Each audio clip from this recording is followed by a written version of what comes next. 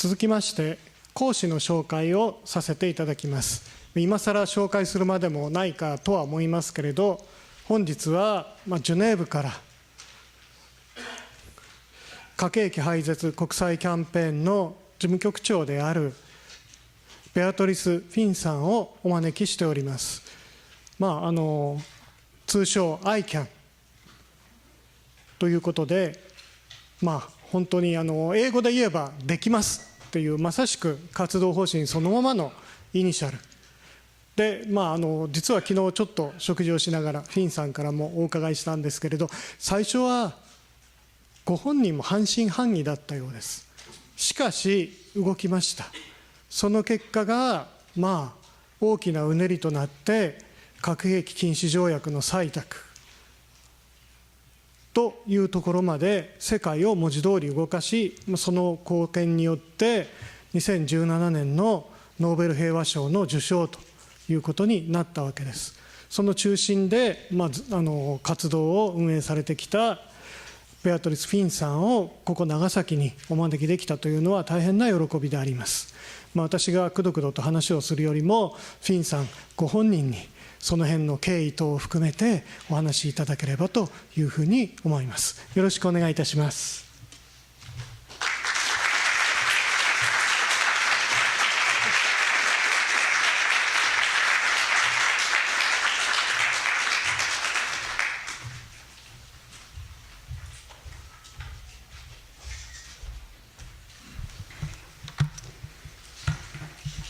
Thank you so much for those introductory words. Mayor Tae, Vice Governor Satomi, Professor Shirabe, Professor Suzuki, people of Nagasaki, thank you for welcoming me here today. This is a place that has been important for me to visit, to see with my own eyes and put real markers on to the stories that I have heard. It is incredibly powerful for me to see the roads, the buildings, the remnants of the city that once was, and the buildings and roads, and most importantly, people that gave it a new life. It is in this city where we witnessed the worst of what humanity can unleash. The world was introduced to a new language, a language needed to describe the explosive horrors of the atomic age. It is here where we first learned the indiscriminate nature of these weapons, that their terror cannot be targeted or contained. It is here that the medical profession witnesses the rise of a new type of mass suffering brought on by radiation. And these facts are not only the exceptional truth held by Nagasaki and Hiroshima, two cities united by a painful but powerful bond. Because it's also here where the best of humanity faced the worst and ultimately overcame. And while we must never minimize those who were lost, we would be remiss if we did not also honor and learn from the courage of those who survived. At a time when the world desperately wanted to close a chapter of history, the Hibakusha refused to go quietly. They refused to disappear and let the world forget the horror that occurred here, along with the horrors of the Second World War. They knew while the story of another world war was ending, a new, possibly darker story was beginning. This city was home to the first chapter. And the people of Nagasaki rebuilt with their hands, and they spoke out with their voices. They bore witness to what happened here for more than 7 decades, and wouldn't let the world ignore it. I have had the honor of meeting many Hibakusha. I have listened to their remembrances everywhere from small community meetings, to schools, to houses of worship, to meetings with heads of state, and ringing through the halls of the United Nations. And they say, here are stories. Do not look away. Do not repeat one of the great errors in human history. They relive their painful past, retell very painful memories so that we all can create a better future. And I can say that someone who leads ICAN and has been intimately involved in the negotiations towards nuclear disarmament, the nuclear ban treaty would not exist without Hibakusha. And I ask that we all pause for a moment here in this sacred city, this sacred place, and truly reflect on that. We have a treaty banning nuclear weapons.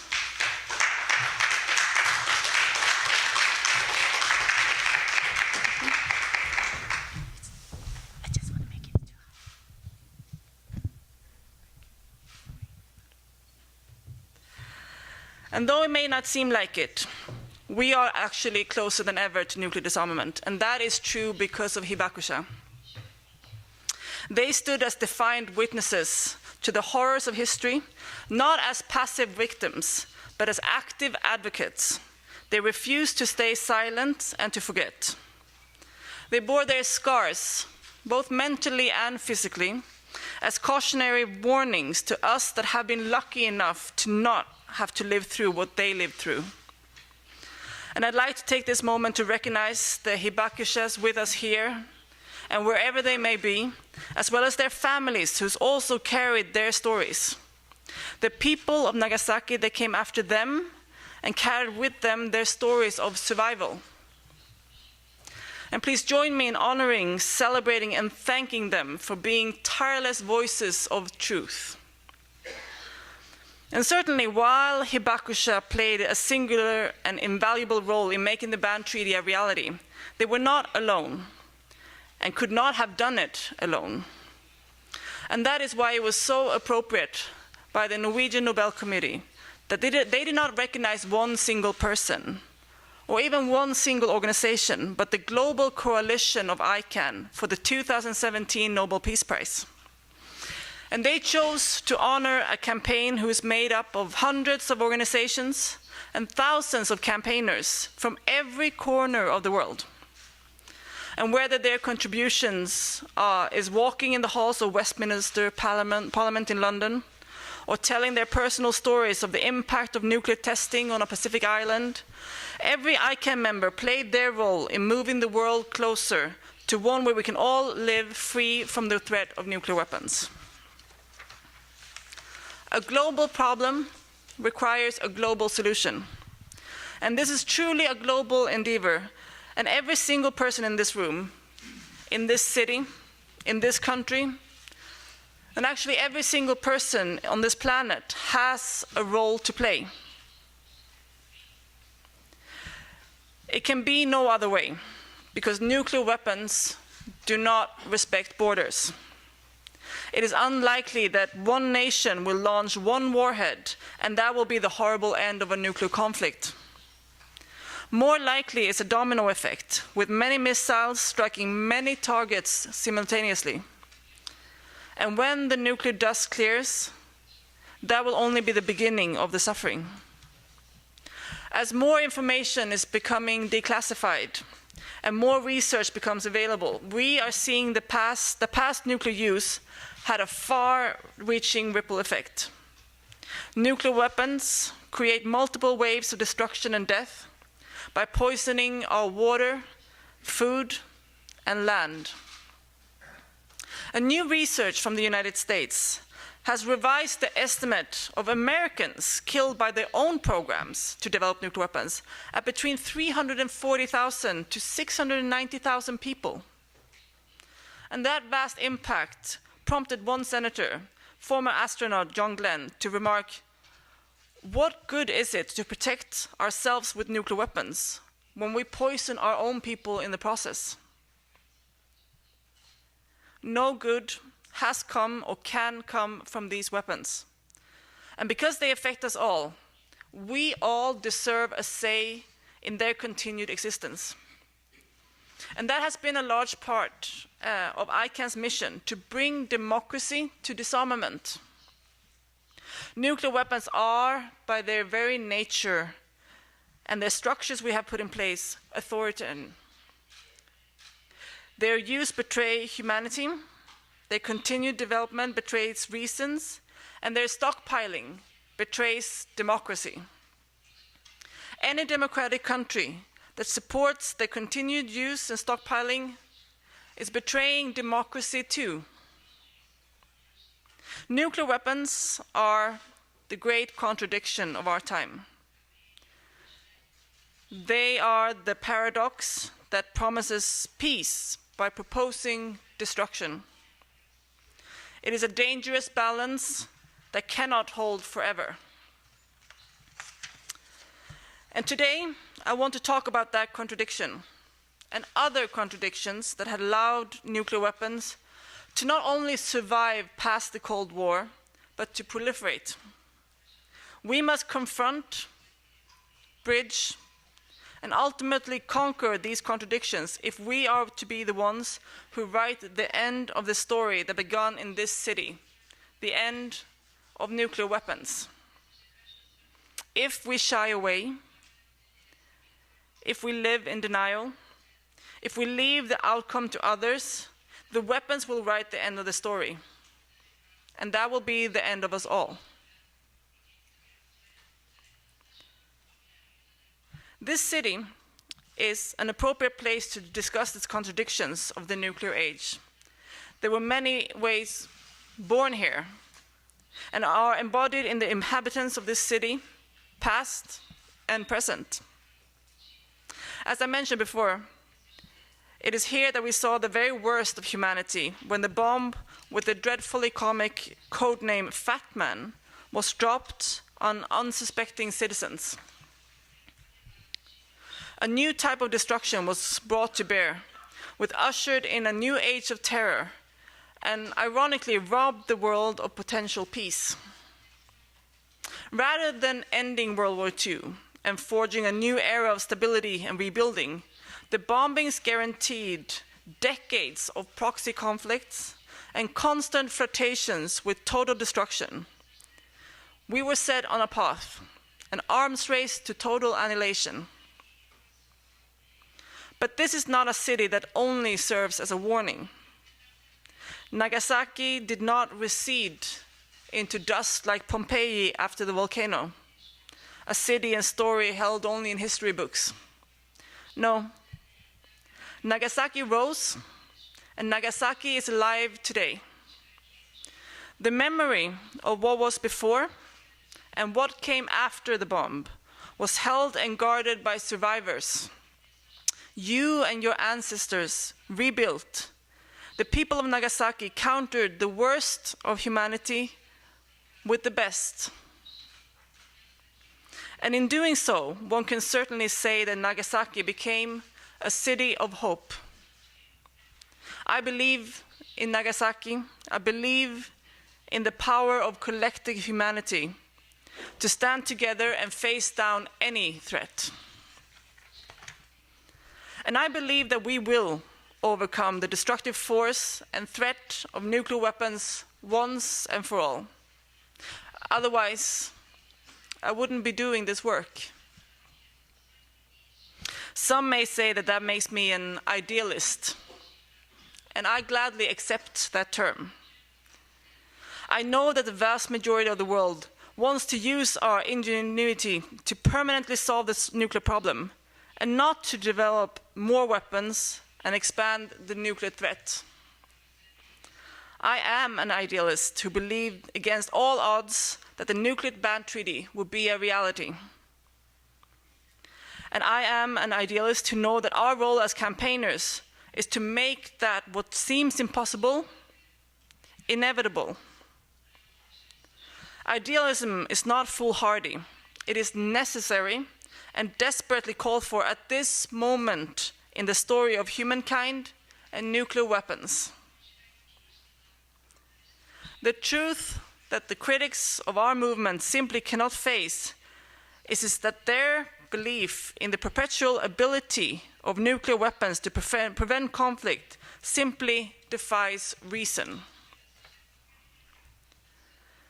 That nuclear weapons have not been used in conflicts since they were in this city is not to do with prudent leadership, but only good fortune. We cannot simply wait for our luck to run out.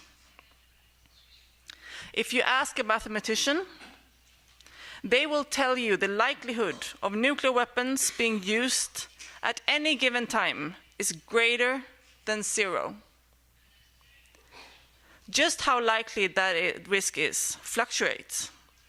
The likelihood is higher now than it was, thanks to North Korea and the United States, but the chance is always greater than 0. That means, given enough time, it is certain that nuclear weapons will be used.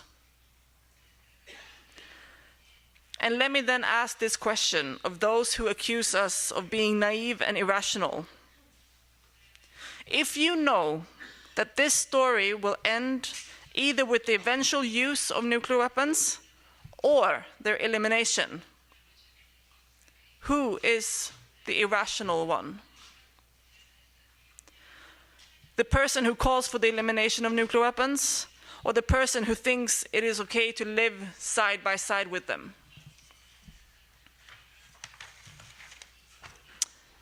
We are not naive. We are not irrational.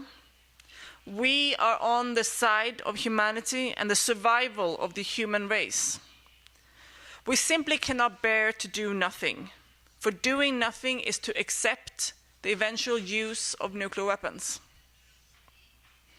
The fact remains that as long as nuclear weapons exist in any form, the clock is counting down to the moment of their use. The British philosopher Bertrand Russell said clearly in noting his opposition to nuclear weapons, "You may reasonably expect a man to walk a tightrope safely for 10 minutes, but it would be unreasonable to do so without accident for 200 years. We are going on 73 years of walking this tightrope. We cannot walk it forever. Our time is already running out. The need to act is urgent."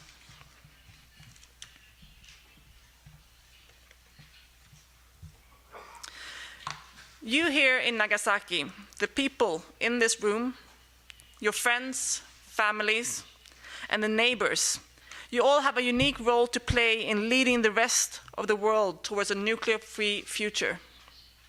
You are essential characters in this story. Your voices and unique moral authority are needed. And I think you all understand that.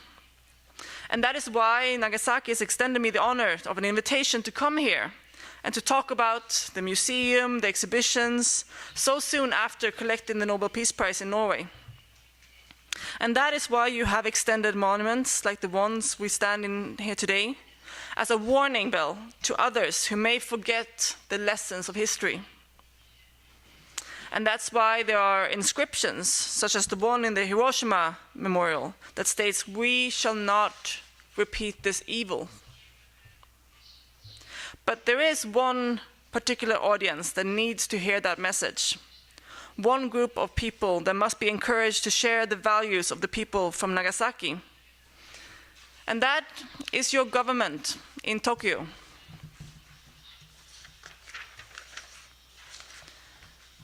The Japanese government should know better than any other nation the consequences of nuclear weapons. Yet Tokyo is happy to live under the umbrella of nuclear weapons and has not yet joined the Treaty on the Prohibition of Nuclear Weapons. Is your government okay with repeating the evil that was done to Nagasaki and Hiroshima to other cities? As long as your government believes in the effect of deterrence, they are encouraging nuclear proliferation, and along with other nations living under the protection of nuclear alliances, moving the world closer towards the use of nuclear weapons. There exists a large gap between the values represented in Nagasaki and Hiroshima and the policy coming out of Tokyo. and we must close that gap.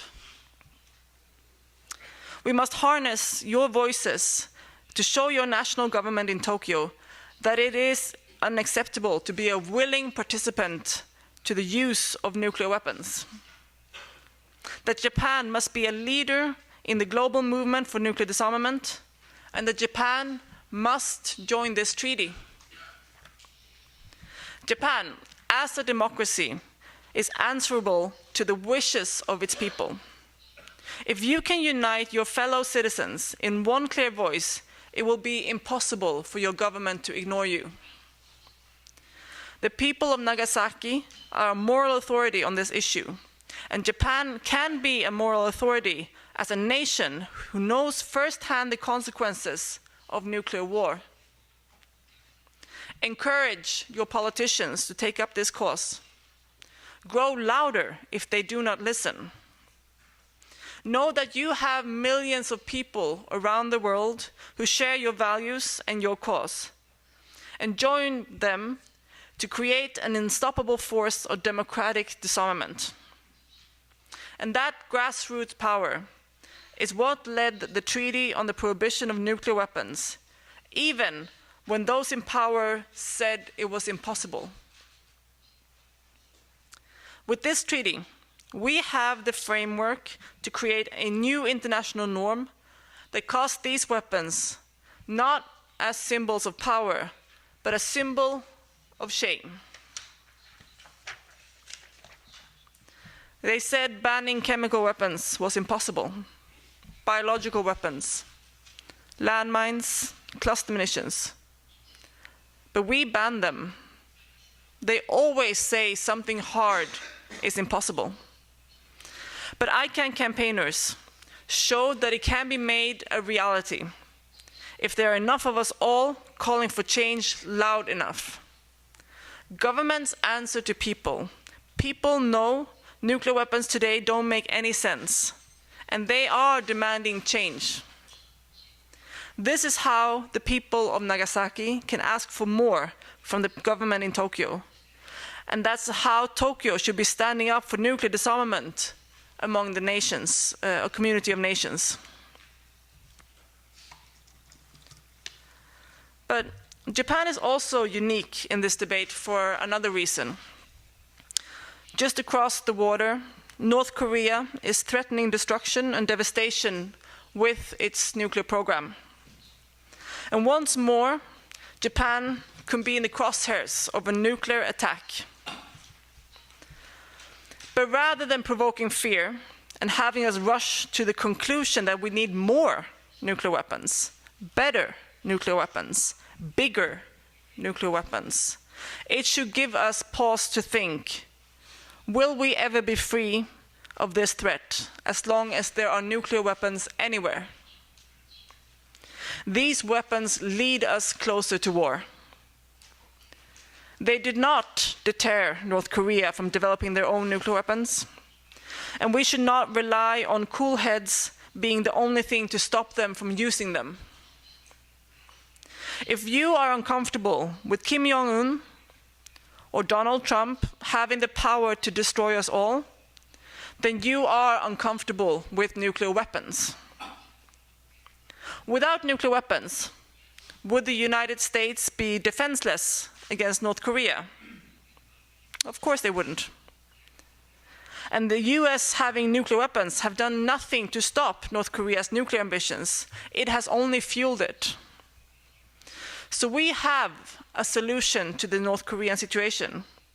And luckily, it solves all the other problems too. We prohibit and eliminate nuclear weapons. And the good news is that with the UN Treaty to ban nuclear weapons, we have the framework to do just that. History shows that the prohibition of certain types of weapons facilitates progress towards their elimination.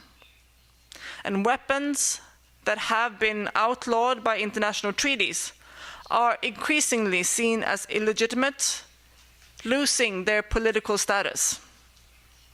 Arms companies find it more difficult to acquire funds for work on illegal weapons, and such work carries a significant reputational risk.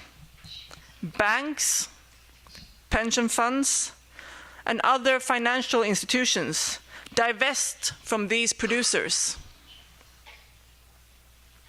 Underpinning the decisions by governments and civil society to pursue the ban was our belief that changing the rules regarding nuclear weapons would have a major impact even beyond those nations that would formally adopt the treaty at the outset. The path forward is clear. ICAN announced in December the launch of the 1,000-day fund, a fund to push as many countries as possible to join the treaty as the best path forward to nuclear disarmament. And we have been given an unprecedented opportunity to make an impact with this Nobel Peace Prize. And we will be using that platform to call for an end of nuclear weapons, and we will use the prize money to kickstart the 1,000-day fund to empower campaigns and activities that will help achieve that end. We are an international campaign, but every action is local.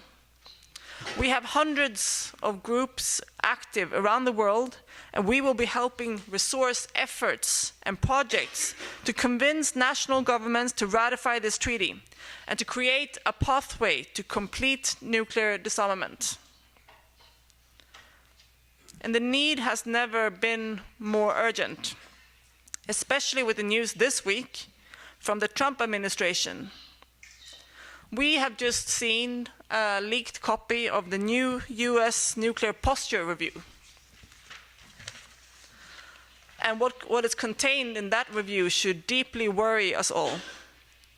It has revealed that the United States, instead of making progress towards disarmament, instead of admitting the failure of deterrence and forging a new, safer reality, they are wanting to increase their nuclear weapon stockpiles and create new, low-yield nuclear weapons that they say will make them more likely to use them.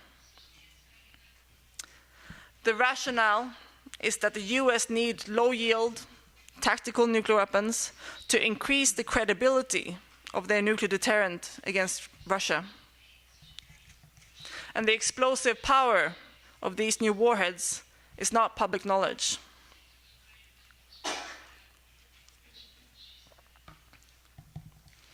They have supposedly been concerned that US policy makers will be reluctant to respond to Russian low-yield nuclear strikes with retaliatory nuclear strikes because existing US nuclear weapons are too big and too deadly, thus ruling out a nuclear strike altogether.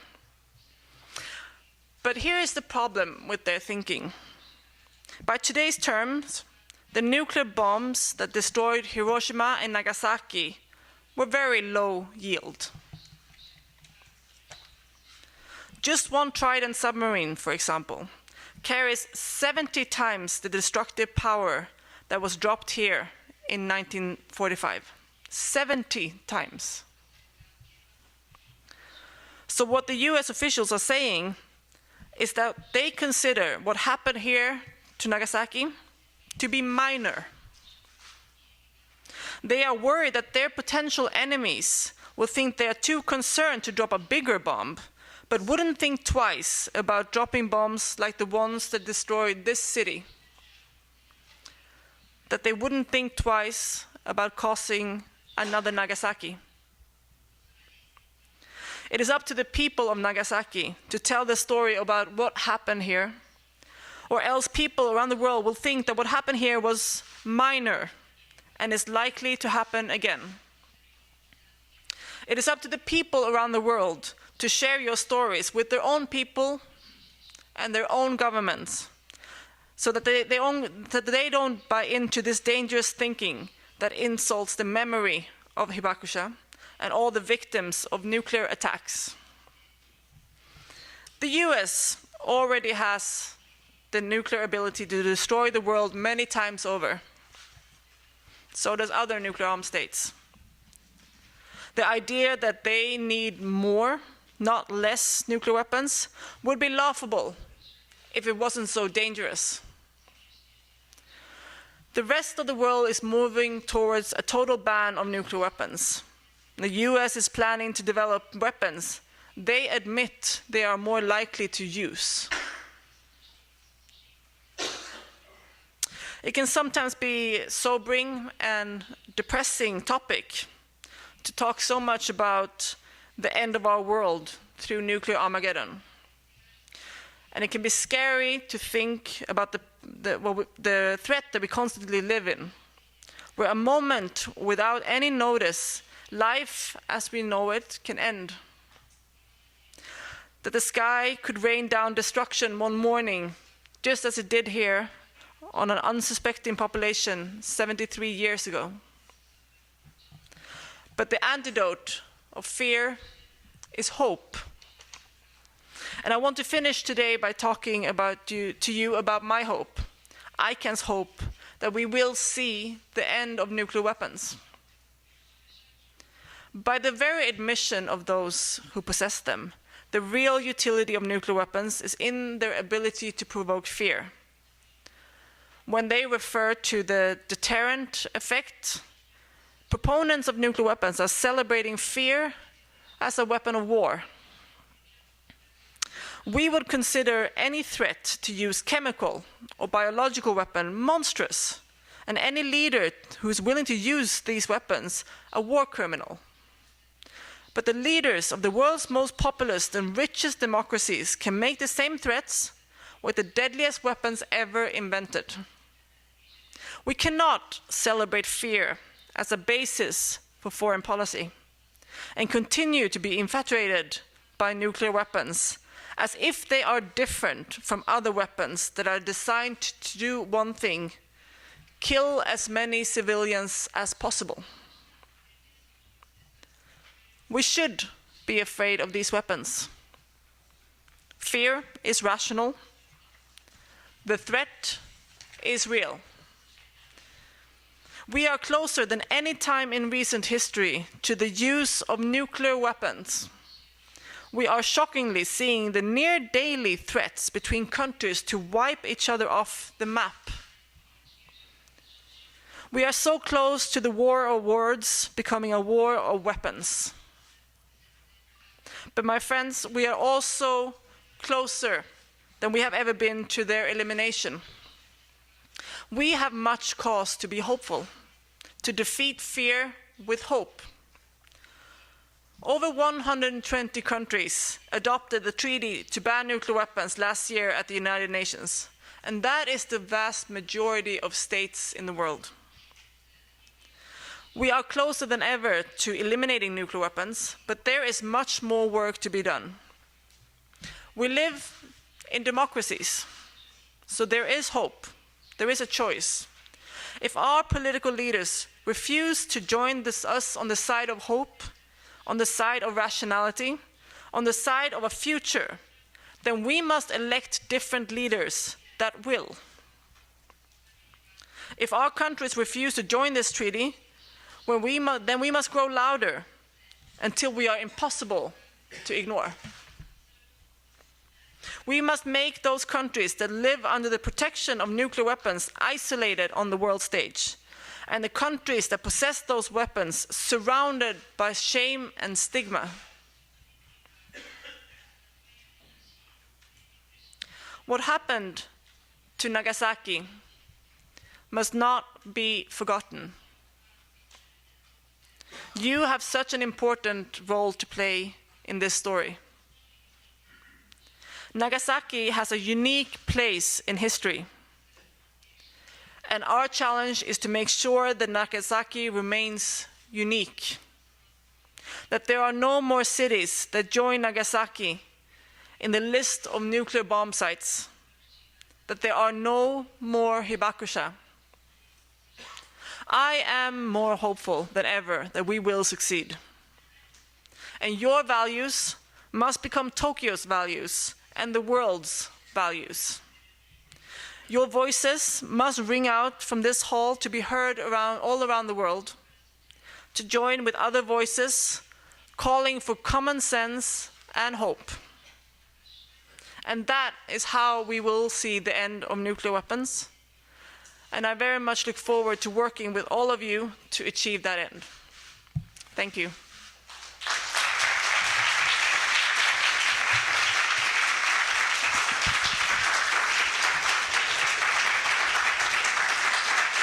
ありがとうございました。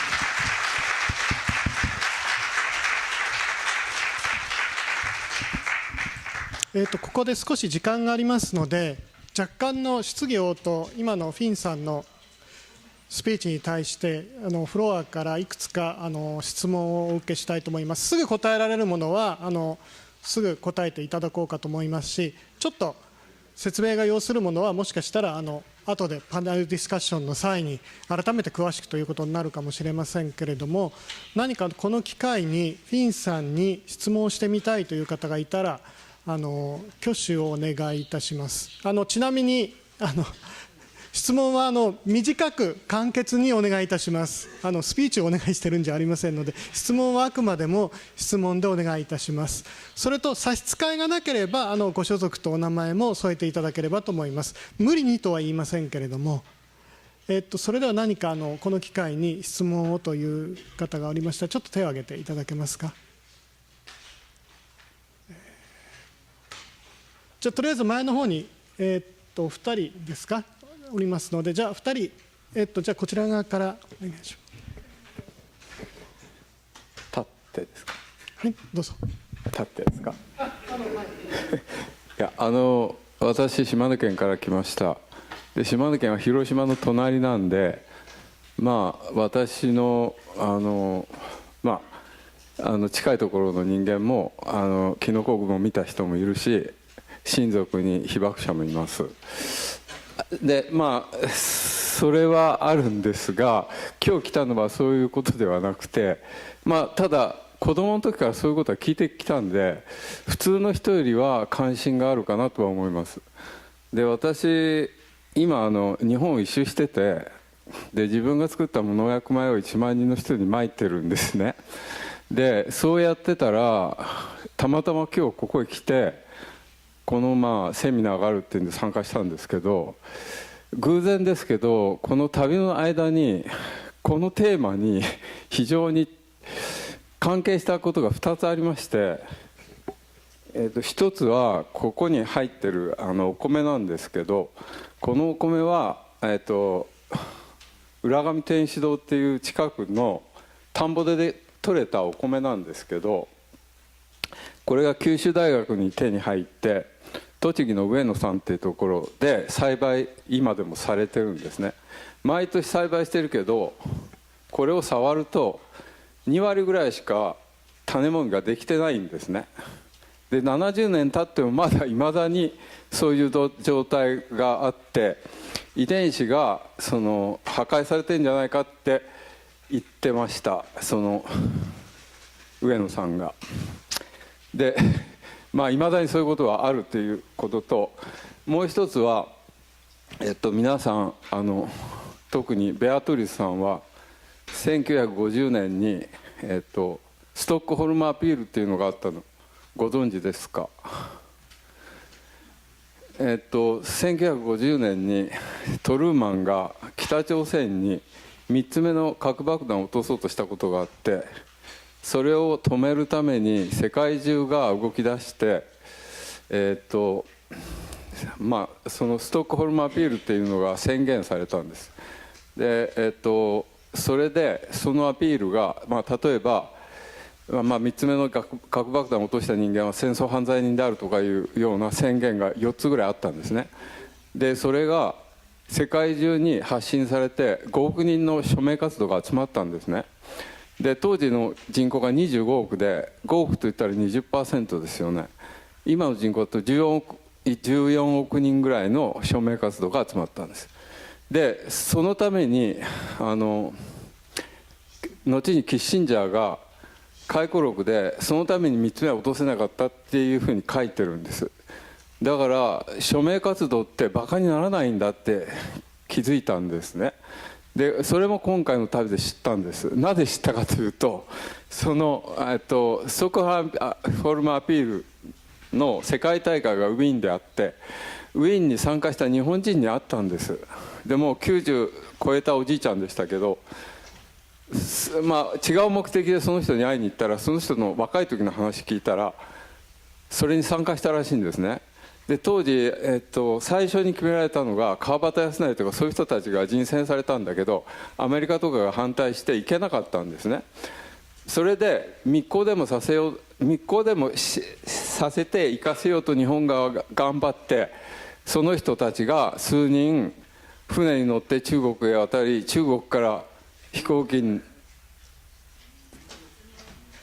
すみません、長くなってすみません。ポイントだけお願いします。はい、本当に。それで僕は言いたいことは、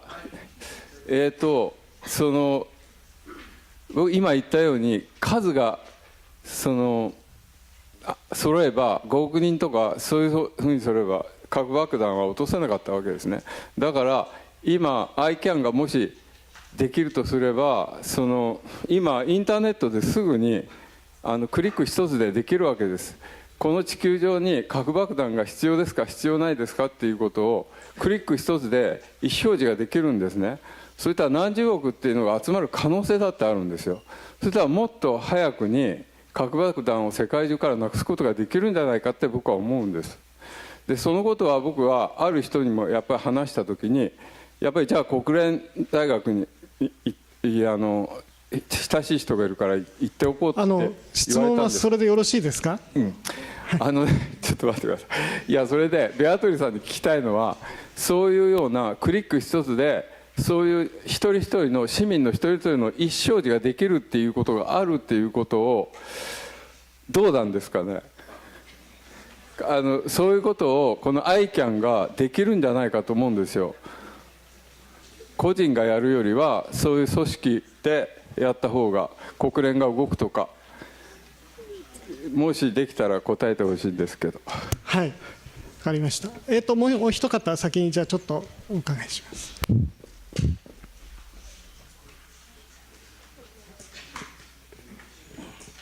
はい、東京から来ました。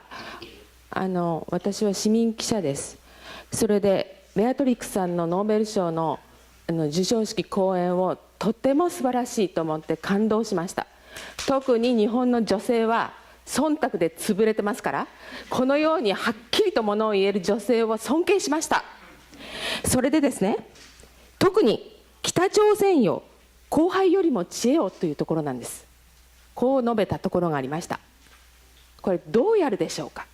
それでですね、日本では反核法律家協会の人たちが日本の在日の韓国人弁護士と在韓の韓国人弁護士と、そして日本の朝鮮学校の先生と、それから立命館大学の教授とか、そういう人たちを合わせて話をしたんです。その時に私たちは 3.11 を超えてからみんなこのようなドーズライのようなこういう放射線測定器を家族一人一人が持つような時代にだんだん変わってきました。原発の後、その放射線測定器がなければ民間のゴミ焼却場などででたらめなことをされて、空間線量が非常に高くなっていることも気づき始めたわけです。それでですね、この時同じことを言ったわけです。北朝鮮で核実験がされてますね。それでアメリカは報道により、その核実験場がもう一度同じようにやれば山が崩れて放射線が出るということを警告したわけです。でそのことを私言いました。そしたらば北朝鮮の人は、世界を広く見なければならない、その朝鮮学校の人たちは言ったわけです。つまり 北朝鮮の市民の運動ですね、市民運動というものをないわけでしょ。そしてその知恵がないわけでしょ。それをどうやって与えるか、そこを考えがあるなら教えてほしい。そして CTPTO の測定においても、その核実験場のそばに測定器がない。それをじゃあどうやってやっていくか、それを本当に ICAN の力を使ってですね、北朝鮮にその放射性被爆の医学とかそういうようなものをきちんと、内部被爆の医学とかそういうものを、見識をどう与えていくのか、それを私たちも聞きたいと思っております。それともう一つは、女性と一つでお願いします。はい、いいです。どうされます？ベアトリスさん、お答えになりますか、それとも後でディスカッションの中で、もしよろしければ、はい、簡単。Yeah, I can answer now if that's. Yeah, I think it's very. We see a situation now where direct threats to use nuclear weapons are taking place, even over Twitter. And it's very concerning, and we definitely need governments around the world to firmly reject that kind of threats, and also people. And we believe that the treaty on the prohibition of nuclear weapons is a very clear way for governments to choose sides. Are you on the side of where using nuclear weapons is acceptable? Or are you on the side where you think that it's unacceptable to use nuclear weapons? So we need to push as many countries as possible to take a strong stand and to use the treaty as the pressure point on those states still outside. But also individuals can do their part. There's been many signature campaigns around the world. We have the Hibakusha Appeal, for example, that by now has collected over 5 million signatures. In a very good way. We have on the international side nuclearban.org, a website of ICAN where people can sign up to be a part of the campaign and therefore also receive information and material and updates about what's going on, so that everyone can feel that they are part of it. So there's a lot of work going on that. In terms of North Korea and the impact of the nuclear testing, it's obviously very difficult to know exactly what's going on in the country. It's a closed country where very little access for independent experts or civil society.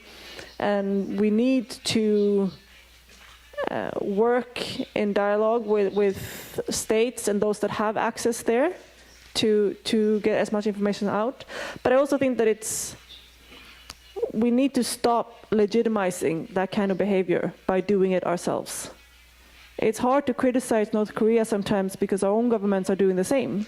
They're threatening to also use nuclear weapons. And they are also claiming that we need it for security. If you look at their statements, they're very similar to other nuclear armed states and even nuclear umbrella states. So I think the real pressure will be mounting on North Korea when we start rejecting that kind of behavior ourselves. We can't have this do as I say, not as I do kind of approach. It doesn't work. Anyone with kids knows that doesn't work. They do as we do.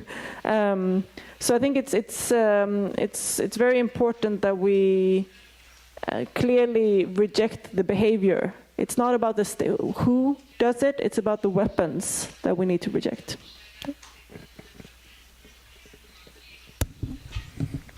はい、ですか。私、長崎の被爆者です。私自身が2年前に平和賞授賞式に招待されて参加したんです。その時はチュニジアの人やったんですけれども、この核兵器廃絶に関わることでこういうことがないかなと思ったら、もう2年後の今年ね、去年そういうことがあって、もうびっくりして本当に力強く思ったんですけれども、ところで質問です。フィンさんが総理大臣、日本の総理大臣に会いたいというようなことを報道で聞いたんですが、その先のことを聞いていないんです。で、その先どうなったのか、その辺をちょっとお聞きしたいと思います。これはすぐお答えはできますか？ Yeah, my colleague here, Akira, has helped us request a meeting with the Prime Minister, and we're still in discussion, so we don't have any answer yet on that. So we're waiting to see. はい、あと、はい、じゃあ、後ろの方の方。すいません、短い質問です。長崎市内で今、小学校に勤めています。今回、核兵器禁止条約が条約になって、いたんですけども、ベアトリス・フィンさんが描く核兵器がない世界っていうのは一体どんな世界か。私たちも被爆賛成なんですけど、ずっと核兵器がある世界で生きてきました。なくなったらどういうふうな世界になるのかっていうのを今回子どもたちに話したいと思っていますので、どうぞよろしくお願いします。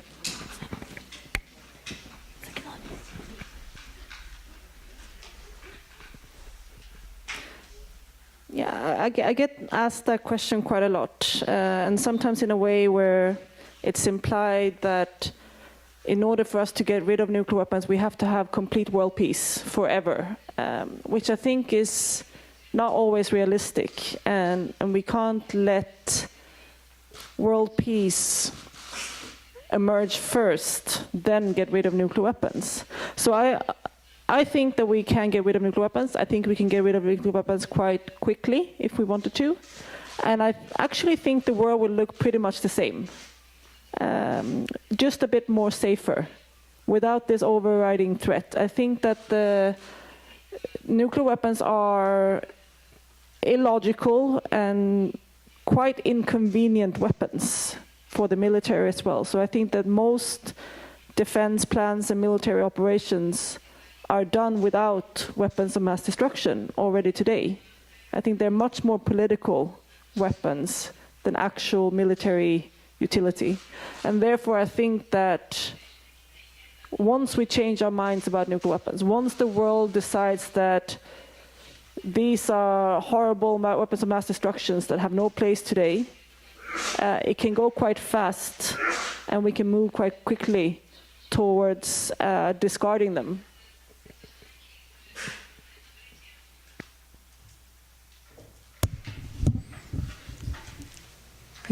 はい。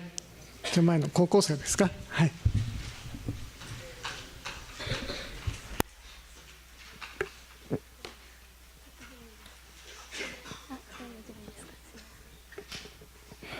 高校生です。今私たちは高校生として高校生にできることを平和のために行っているんですが、若い世代というのはだんだんその核兵器廃絶だったり平和に対して関心が薄れているように思えているんですが、フィン事務局長が私たち若い世代に求めることをお聞きしたいです。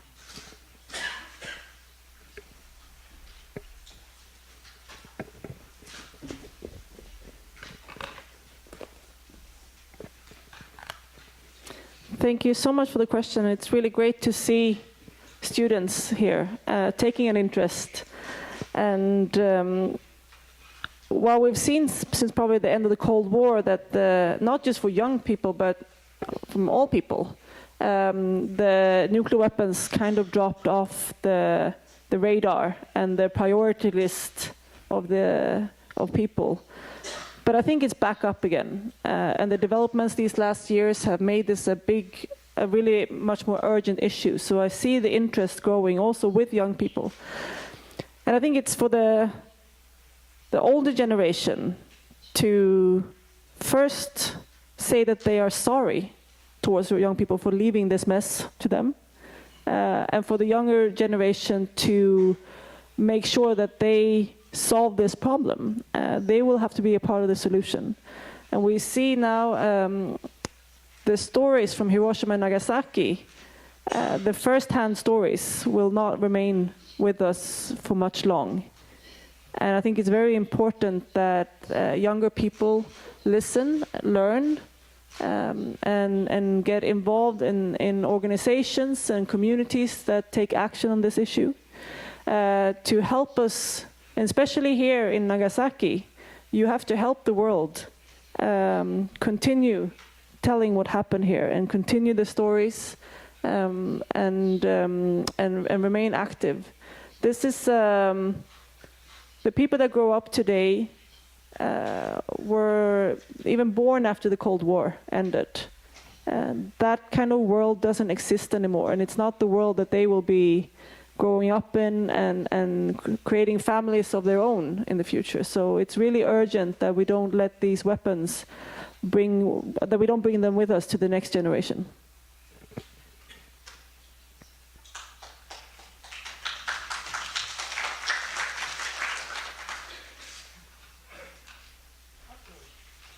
あと1人ぐらい大丈夫かな。あ、じゃ先に手を挙げられた前の方の方。はい。被爆者です。後のシンポジウムで結構なんですが、ICAN のその理念を今からどういうふうに世界で展開されようとしているのか。例えば長崎には被爆5団体というのがあります。それはそれで一生懸命やってるわけです。で、ICAN 一本に今から集中すべきかどうか、あるいはそのガバメント、政府に対してICAN、私自身は ICAN に統一されて世界中が ICAN がガバメントと対抗するような一本立ちにした方がいいと私は思うんだね。私はだから、それともう一つは今からのタイムスケジュールをどう考えたらいいのか。もう私どもも長くおりませんから早めに見たいんですが、そういう行動理念と理念の行動活動スケジュールとその方法、これについて後のシンポジウムで結構ですから話をお聞きしたいと思います。長崎は聖地だという言葉を言われました。聖地は行動しなきゃいかん、そういう面では非常に力強い激励をいただきましたから、我々も一つふんどしを締めなきゃいかんですけれども、よろしくお願いします。